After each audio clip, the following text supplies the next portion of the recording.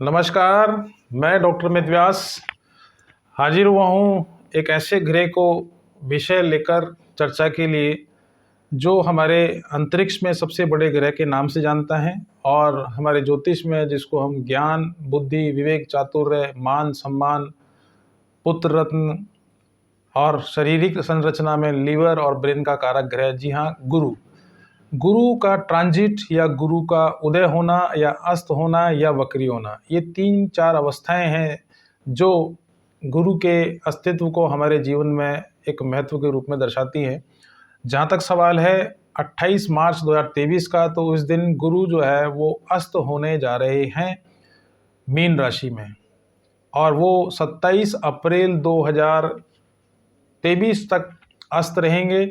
पर चूंकि 22 अप्रैल 2023 को वो बृहस्पति जो है मेष राशि में भी परिवर्तन करने जाएंगे, तो ऐसी स्थिति में जब गुरु अस्त होते हैं तो निश्चित सी बात है कि सभी प्रकार के शुभ मांगलिक कार्य रुक जाते हैं। चूंकि गुरु को हम आर्थिक विकास से जोड़ते हैं, तो ऐसी स्थिति में बृहस्पति के अस्त होने की वजह से जहां आर्थिक विकास के मार्ग अवरुद्ध होंगे, देश की आर्थिक विकास की गति में थोड़ी शिथिलता आएगी, महंगाई में थोड़ी सी बढ़ोतरी देखने को मिलेगी और राजनीतिक क्षेत्र में बहुत आमूलचूल परिवर्तन आपको देखने को मिल सकते हैं।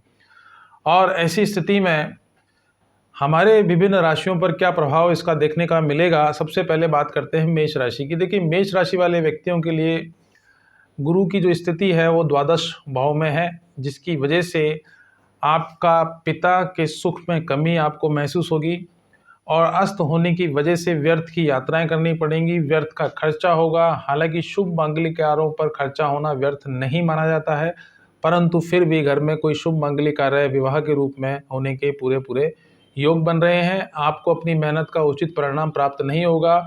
ऐसी स्थिति में मेष राशि वाले जातकों को चाहिए कि वो हर बृहस्पतिवार को केले के पेड़ में गुड़ और चने का भोग लगाएं और हो सके तो बृहस्पतिवार का व्रत करना ना भूलें। बात करते हैं वृषभ राशि की। वृषभ राशि वाले व्यक्तियों के लिए निश्चित रूप से एकादश भाव में उपस्थिति है, मगर वो अस्त हो जाएंगे तो उत्तरोत्तर लाभों में एकदम से कमी देखने को मिलेगी। मिला जुला परिणाम आपको देखने को मिल सकता है। स्वास्थ्य की दृष्टि से सुधार जरूर आपको दिखलाई पड़ सकता है, मगर माता के स्वास्थ्य को लेकर आपको परेशानियां हो सकती हैं और भाई बंधुओं से विवाद व्यर्थ का पैदा हो सकता है, जिसकी वजह से संपत्ति विवाद में कहीं ना कहीं खटास जैसी स्थितियां देखने को मिल सकती है। तो वृषभ राशि वाले व्यक्तियों को चाहिए कि सफ़ेद पुखराज 5.25 रत्ती का बनवा कर सोने में तर्जनी उंगली में धारित करें और हो सके तो डेली शिव जी को जल चढ़ाना ना भूलें।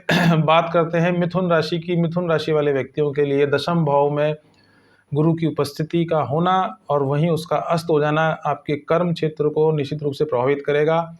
पिता के स्वास्थ्य को लेकर या पिता से वैचारिक मतभेद जैसी स्थितियां आपके सामने उभर के आ सकती हैं। गुप्त शत्रु आपको परेशान करेंगे। कार्यस्थल पर आपको कई प्रकार की समस्याओं का सामना करना पड़ सकता है, मगर गुरु के अस्त होने की वजह से एक फ़ायदा ये भी होगा मिथुन राशि वालों के लिए कि अगर उनकी नौकरी नहीं लगी है तो नौकरी लगने के प्रबल योग इसमें दिखलाई पड़ रहे हैं।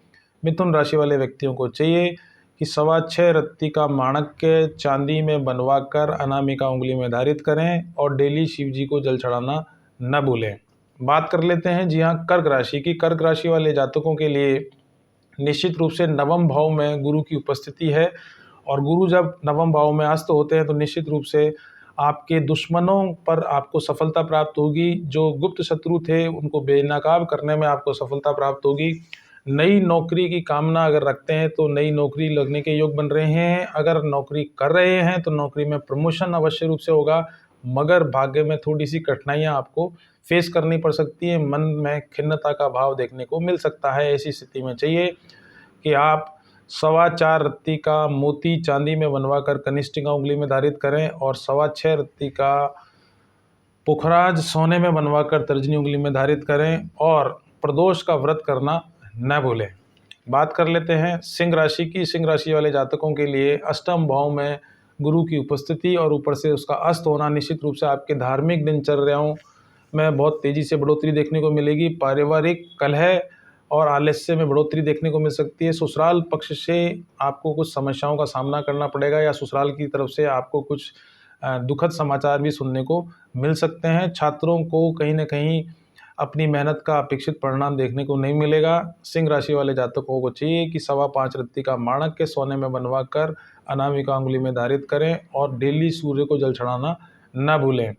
अब बात कर लेते हैं कन्या राशि की। कन्या राशि वाले व्यक्तियों के लिए सप्तम भाव में इसकी उपस्थिति है और उस पे अस्त अगर हो जाएगा तो पत्नी से वैचारिक मतभेद देखने को मिल सकते हैं, मानसिक तनाव बढ़ेगा, पत्नी के स्वास्थ्य में उतार चढ़ाव देखने को मिल सकता है। वहीं दूसरी ओर माता के स्वास्थ्य को लेकर भी विशेष रूप से आपको परेशानी देखने को मिल सकती है। यात्रा के दौरान सावचेत रहने की आवश्यकता है। कन्या राशि वाले व्यक्तियों को चाहिए कि वो डेली सूर्य को जल चढ़ाएं और बुधवार का व्रत करना न भूलें।